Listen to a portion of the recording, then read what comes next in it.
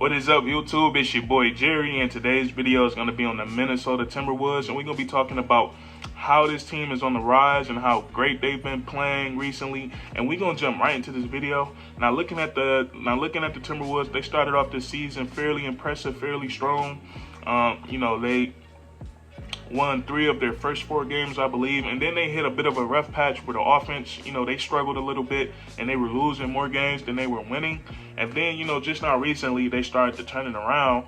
Looking at the Timberwolves this season, they're 10-10 so far, but out of their last 10, they're 7-3, so they've won 7 out of their last 10. And then they have a nice little winning streak going on, in their home building. They have a 4-game win streak going on.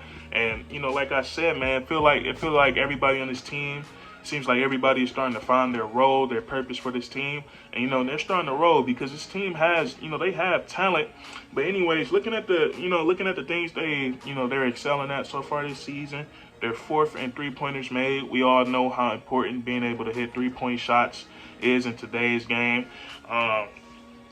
They're first in the league in offensive rebounds. That's pretty impressive. We all know every possession matters, especially when it comes to the playoffs. So when you can get your team, when your team can get second looks and easy baskets off putbacks, that's very important.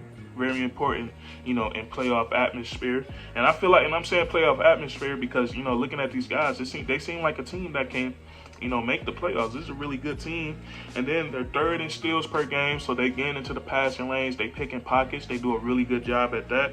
And then they're 11th in the league in defensive rating. And that single stat right there is the most shocking and the most impressive one to me. I was doing some research. The Minnesota Timberwolves haven't been this good on defense since the 2013-2014 season. When it came to defensive rating, they've always ranked 20th or higher. So, jumping all the way down to 11th this season, that's pretty impressive. But, this Timberwolves defense is, especially in their, these last 10 games, their defense has been phenomenal. And, if you've been watching them, you watch them make, they make, good defensive plays in the clutch too as well. If you watch that double overtime game against the Philadelphia 76ers, they had some key steals in overtimes that led to transition buckets.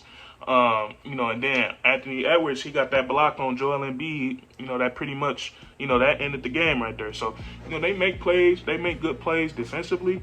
And also, during their current stretch of wins, they've been playing like lockdown defense, like elite level defense. If you listen to this stat right here, their current stretch of wins, they've held teams under 100 points 4 times. I can't stress enough how tough that is to do in today's era with all the, like I said, how important the 3-point shot is, and then just the overall talent we have in today's NBA to hold, a team under 100 points, 4 times in a span of games. That's pretty impressive.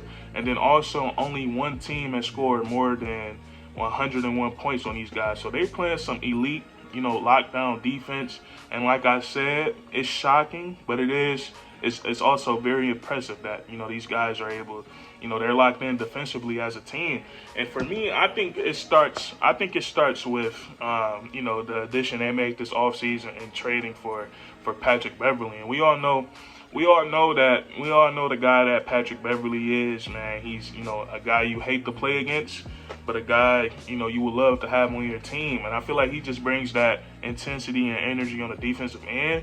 Like, for example, if I was at the Y or in the rec center and I'm playing with Pat Bev on my team, if we on defense, I don't want to let my man score because, I don't want him yelling and getting on me because I'm letting my man score. And I feel like that's what's going on with the Minnesota Timberwolves. And, don't think Pat Bev has, a small role on this team because he's playing 25.4 minutes a game. So he's getting minutes. So he is making an impact on his team. And then, he has some pretty interesting defensive stats as well.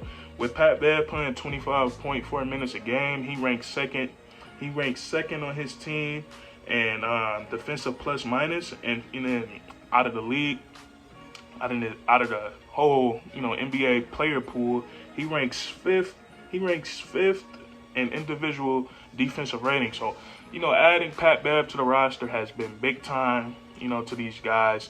And then that, man, also, man, why I say this team is on the rise, they have one of the most interesting and skilled big threes in the league. And I feel like it starts, with Big Cat Karl Anthony Towns.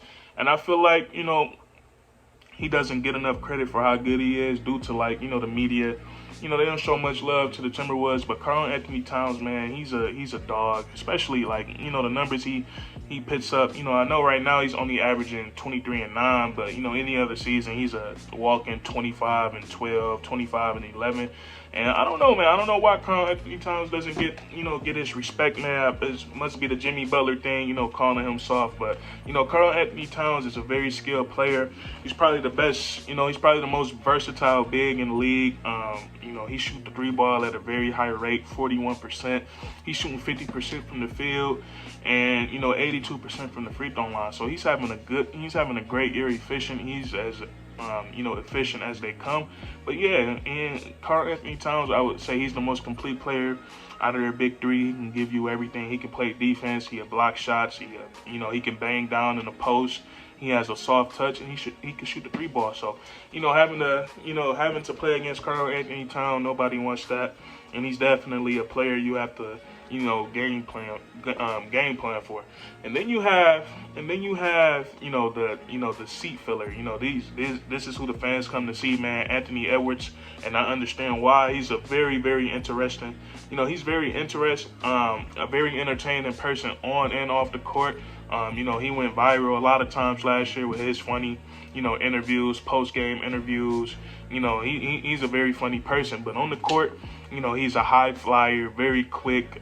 We all saw the dunk that didn't count. That was pretty crazy. But, he's also a walking, he's a walking bucket. And, if you keep up with the Timberwolves, I know you remember the quote before the beginning of the season when he said, his coach told him if he grew to be 6'6", he'd be the next Michael Jordan. And, he hit 6'6", right before the season started. And he's been, I ain't saying he MJ, but he has, man, he's been playing out of his mind this season. He done had a lot of big games this year.